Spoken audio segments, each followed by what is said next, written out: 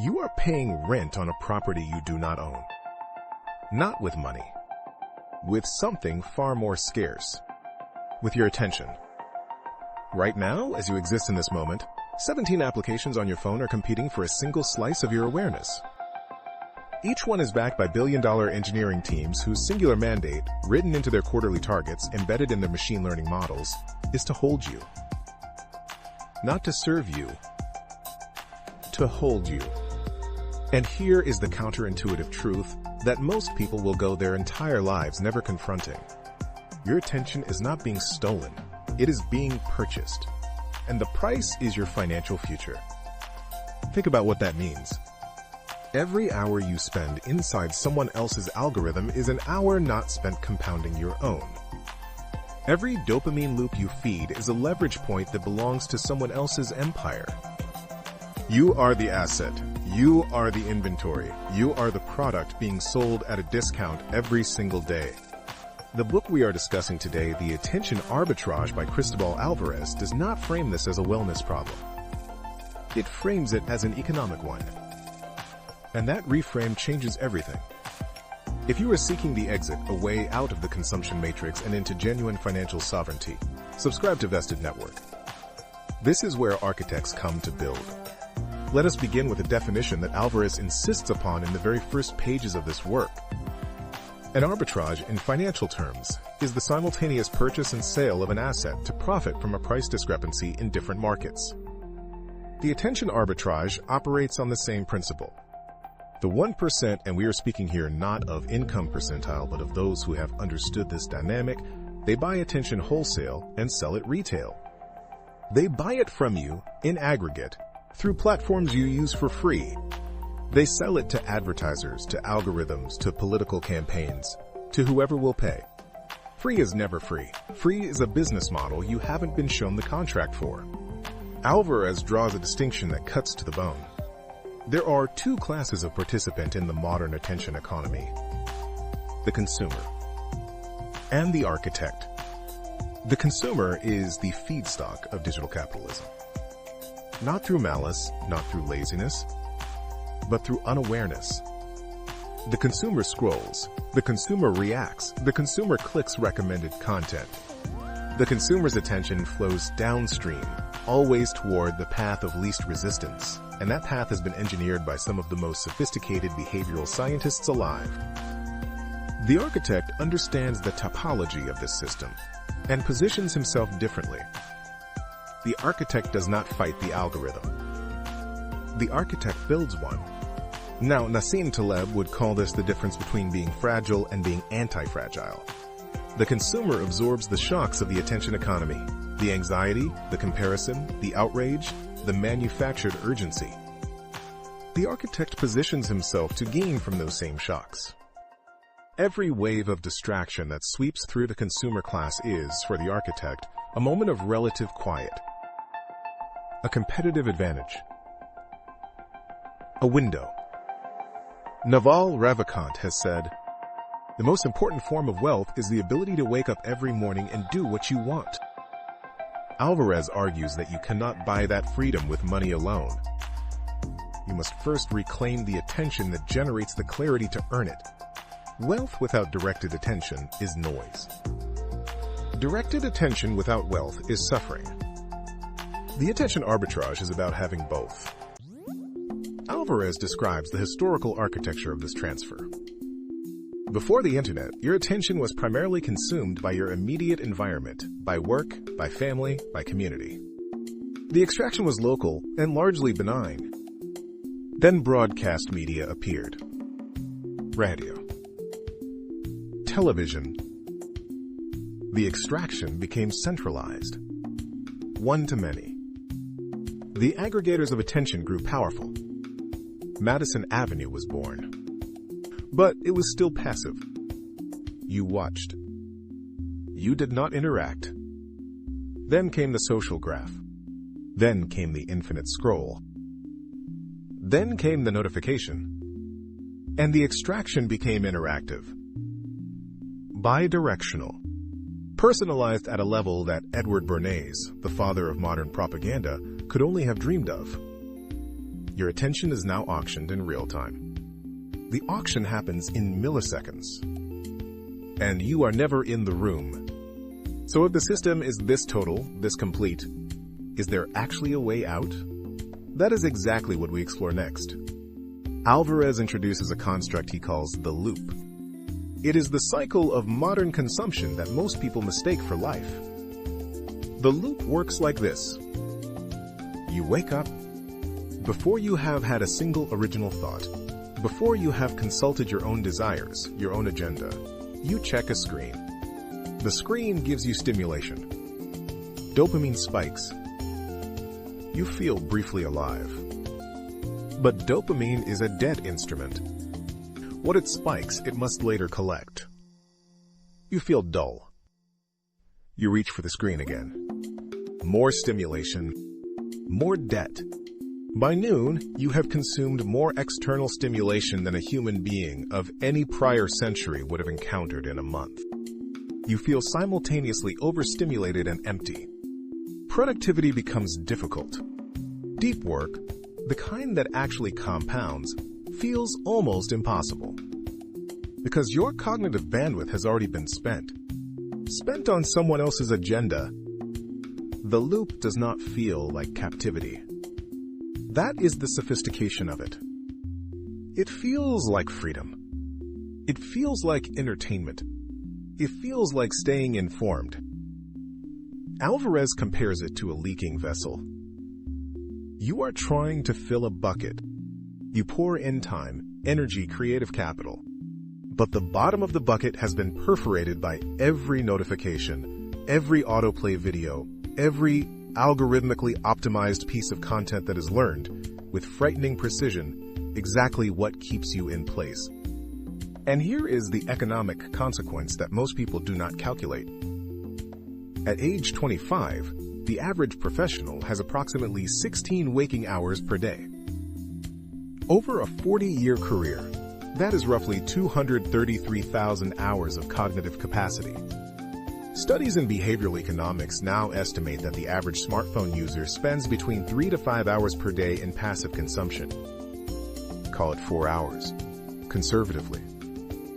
That is 58,000 hours, a quarter of your entire active lifespan, poured into a system designed to extract value from you, not created for you. 58,000 hours. At a conservative $50 per hour of productive cognitive value, that is $2.9 million of human capital. Not in wages. In compounding creative and financial output that was never built because the attention that would have built it was sold for the price of entertainment. This is not a lifestyle critique. This is a balance sheet. The loop is the diagnosis. But Alvarez is not interested in diagnosis for its own sake. He wants to hand you the instruments of the architect. And those instruments are more accessible than you think.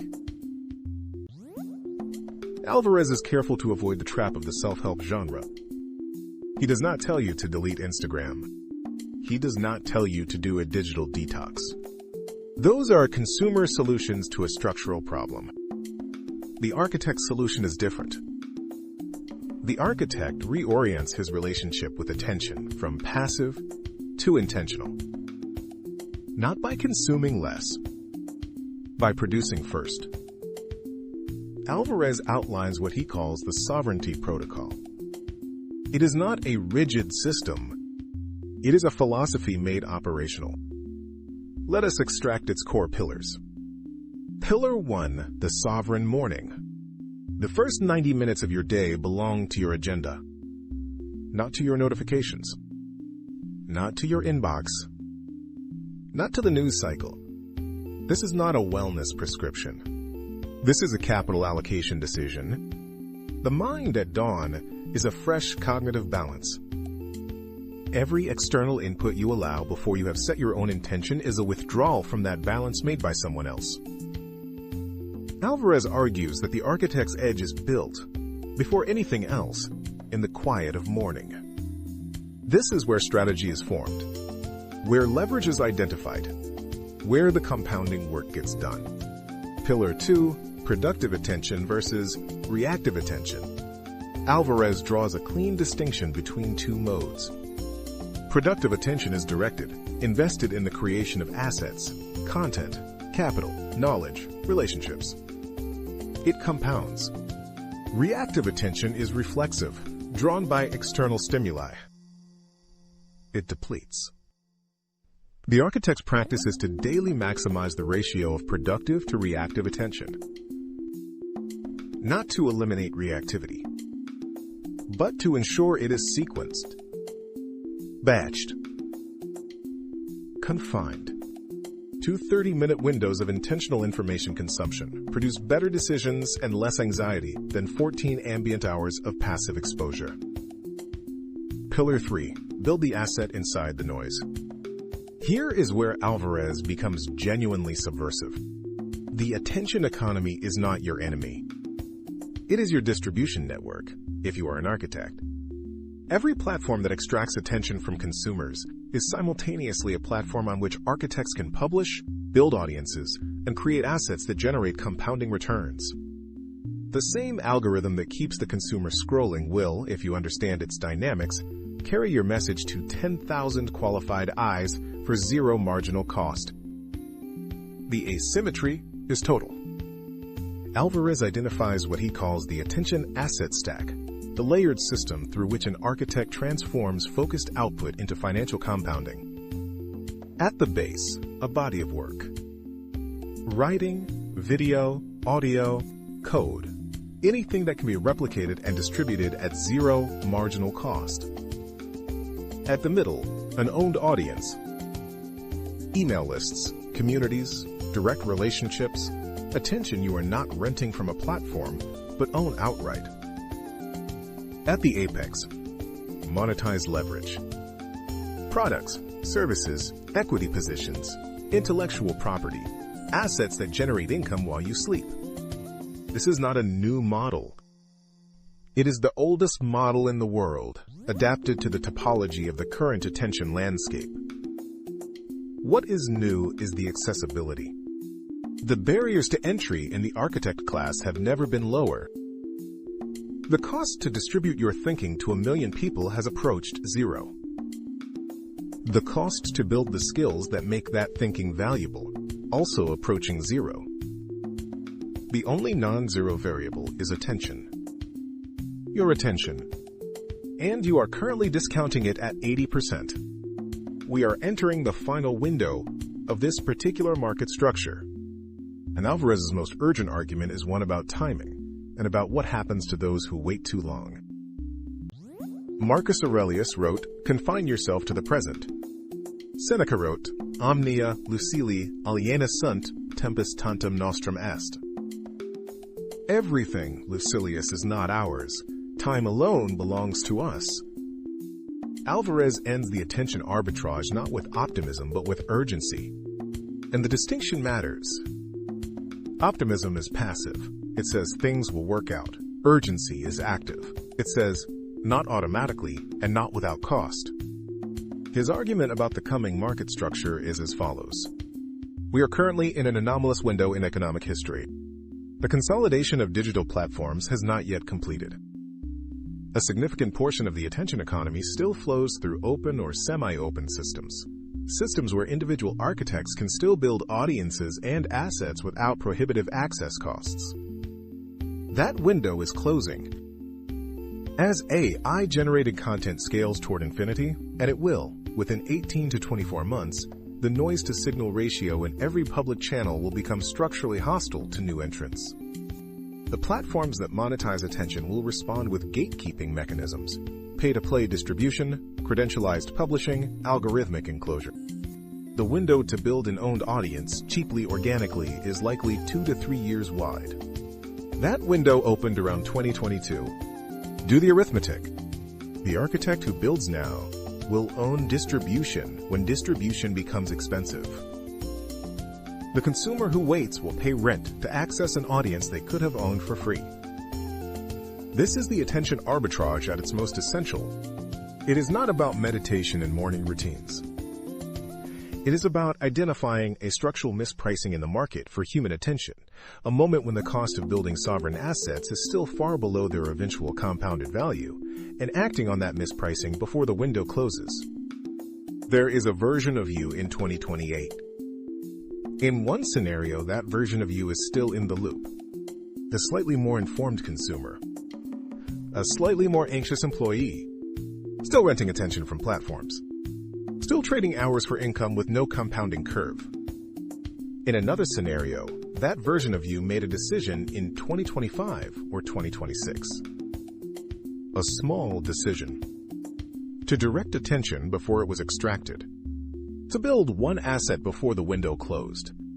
To move from the consumer class to the architect class. Not through wealth, not through talent, but through the simplest and most radical act available to any human being. The decision to own your attention before someone else does. The Stoics had a concept, memento mori, remember you will die.